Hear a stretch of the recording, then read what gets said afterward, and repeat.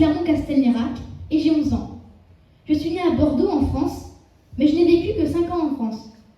J'ai ensuite vécu 4 ans en Corée du Sud à Séoul, et ceci est ma 3e année ici à Abu Dhabi.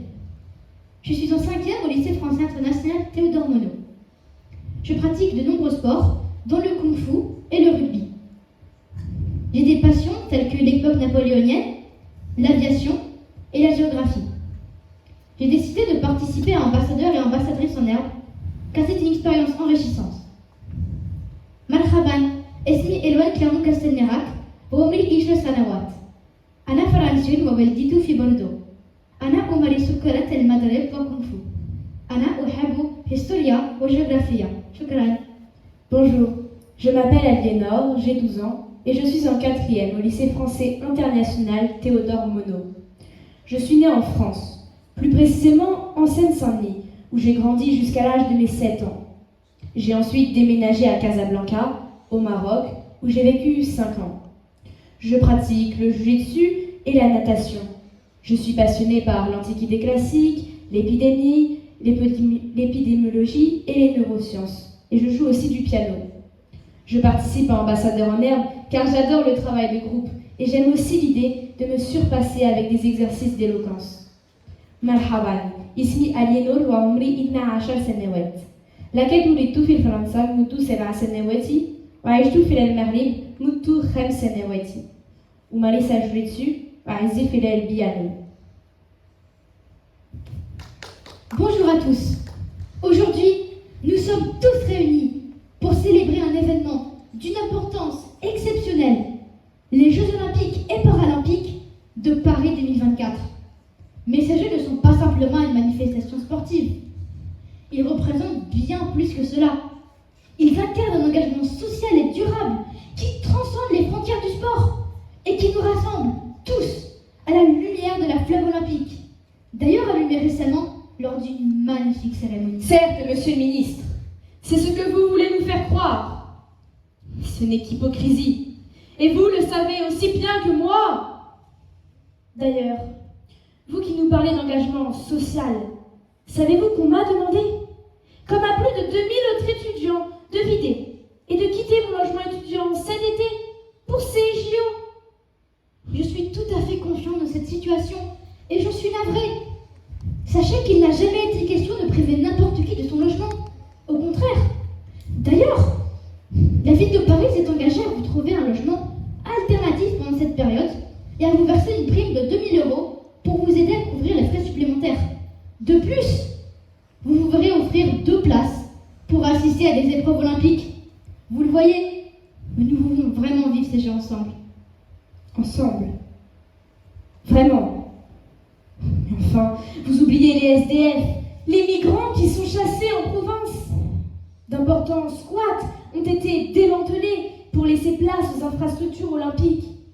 C'est par exemple le cas de celui d'Unibéton, dont plus de 400 personnes ont été expulsées pour laisser place aux infrastructures olympiques.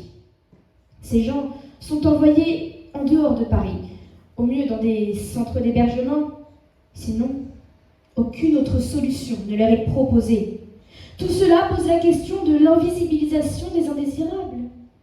Non, ça n'a pas de sens le nettoyage social. On ne s'est pas fixé comme objectif 0 SDF dans Paris pendant le JO. Ce serait contraire à la dignité des personnes. Nous avons tout prévu pour eux. Ces personnes seront orientées vers d'autres régions, dans des types d'hébergements correspondant à leur situation. Mais les JO ne vont-ils pas accentuer les disparités sociales? L'accès aux infrastructures ou aux événements olympiques pourrait être compliqué pour les populations défavorisées et limiter la participation de certains groupes sociaux.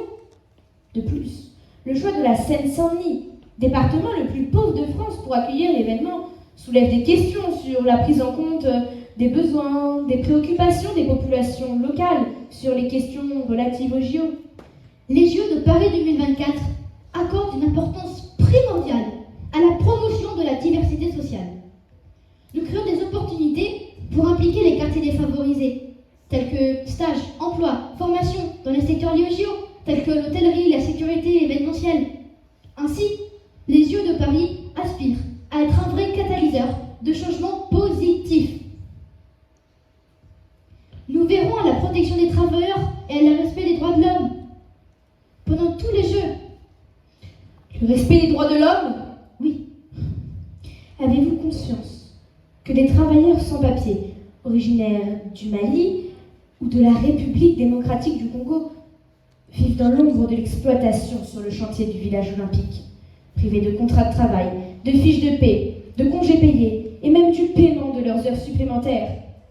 Comment pouvons-nous justifier ces manquements aux droits du travail et des travailleurs au long de la célébration nationale des Jeux olympiques?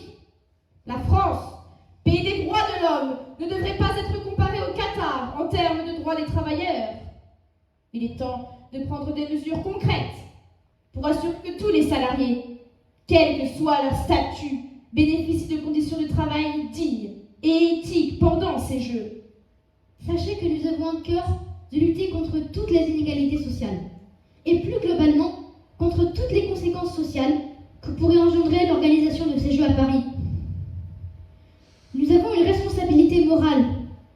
Nous avons une responsabilité sociale. Vous ne pouvez réfuter tout ce que nous avons mis en place. L'impact écologique alors? Enfin, que comptez-vous faire pour lutter contre ce saccage environnemental? Nous avons tout à fait conscience de l'impact négatif que pourraient avoir ces Jeux à Paris. Et nous reconnaissons que nous avons une responsabilité morale. Nous sommes d'ailleurs particulièrement fiers de nos mesures novatrices et ambitieuses mises en place pour réduire notre impact. Les Jeux vont nécessiter une construction massive, en particulier de nouvelles infrastructures. De grands espaces sont en train d'être bétonnés, avec tous les polluants que cela inclut, en plus de la mort de nombreux espaces verts. Nous pouvons notamment citer la bétonisation de l'Aire des Vents, à Duny, en Seine-Saint-Denis, pour la construction du village des médias, ou encore la destruction des jardins d'Aubervilliers, encore en Seine-Saint-Denis. Il y a également le projet de construction d'un échangeur autoroutier, à proximité d'un groupe scolaire de plus de 600 élèves. Ce projet constitue un véritable saccage en termes de santé publique et de danger pour les habitants, en particulier pour les 600 élèves du groupe scolaire en question, pris en étau entre des voies de circulation démultipliées et une augmentation de la pollution atmosphérique et sonore. N'oubliez pas que les Jeux de Paris seront les Jeux les plus verts de l'histoire. Cela ne prend pas en compte les trajets en jet privé pour les personnalités, les sportifs, les journalistes et tout le CO2 qui sera dégagé. Le gouvernement a fixé comme but de ne pas dépasser plus de 1,5 million de tonnes d'émissions de CO2, ce qui est la moitié des émissions de dioxyde de carbone des Jeux précédents, ceux de Tokyo par exemple, où n'ont engendré plus de 2,73 millions de tonnes. Et concernant l'utilisation des ressources naturelles, les matériaux de construction, le gaspillage alimentaire, la gestion des déchets. Les Jeux sont des événements d'envergure qui génèrent divers types de détritus. Savez-vous par exemple que les JO de Rio en 2016 ont généré plus de 6000 tonnes de déchets et que seulement 17% d'entre eux ont été recyclés? Comment allez-vous gérer cela efficacement afin de minimiser l'impact négatif sur l'environnement? Sachez que nous sommes tout à fait conscients de notre rôle à jouer dans cette lutte. Nos ambitions sont élevées. Visons un taux de 80% de réutilisation et de tri des déchets, grâce à notamment tous nos bénévoles qui seront formés au site de tri sur tous nos sites. Nous souhaitons aussi supprimer plus de 90% du plastique à usage unique mis en service pour les JO. Nous allons installer plus de 700 fontaines à eau pour limiter l'usage de bouteilles en plastique et inciter les gens à utiliser des bouteilles individuelles, recyclables et réutilisables. Une bonne part des emballages seront également réutilisables ou consignés pour limiter l'usage unique. Il est indéniable que les objectifs environnementaux des Jeux Olympiques sont ambitieux, visant à réduire significativement la consommation d'énergie et les émissions de gaz à effet de serre. Mais il persiste tout de même certains problèmes environnementaux. Les Jeux demandent une quantité considérable d'énergie pour alimenter les sites sportifs, le village olympique, et cela peut contribuer à une augmentation de la consommation d'énergie. Il est vrai que les Jeux Olympiques présentent des défis environnementaux, mais nous avons mis en place des mesures d'atténuation efficaces pour minimiser l'impact sur l'environnement, en optant pour l'utilisation de 100% d'énergie renouvelable. Ils s'engagent à réduire leur empreinte carbone. Nous allons par exemple construire un village olympique avec 100% de bois issus de forêts éco-gérées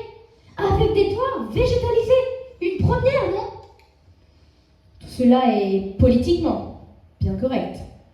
Paris va donc bénéficier d'une bonne image, celle d'une ville qui fait des efforts, qui a pensé à limiter l'impact écologique avant et pendant les Jeux.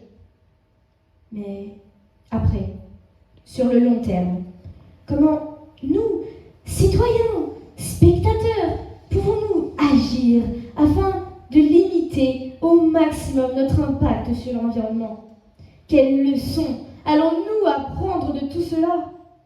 Nous mettons en œuvre plusieurs initiatives pour sensibiliser les gens à l'écologie, en intégrant par exemple des messages de durabilité de notre communication, en organisant des événements éducatifs, en promouvant des activités sportives, en encourageant la participation à des programmes de volontariat axés sur la protection de l'environnement. Nous avons également lancé un outil de ligne accessible à tous, permettant de découvrir de manière ludique des éco-gestes faciles à mettre en place sur le site missionecosportive.com. Les Jeux Olympiques sont même un thème choisi dans les écoles pour aborder le sujet du développement durable.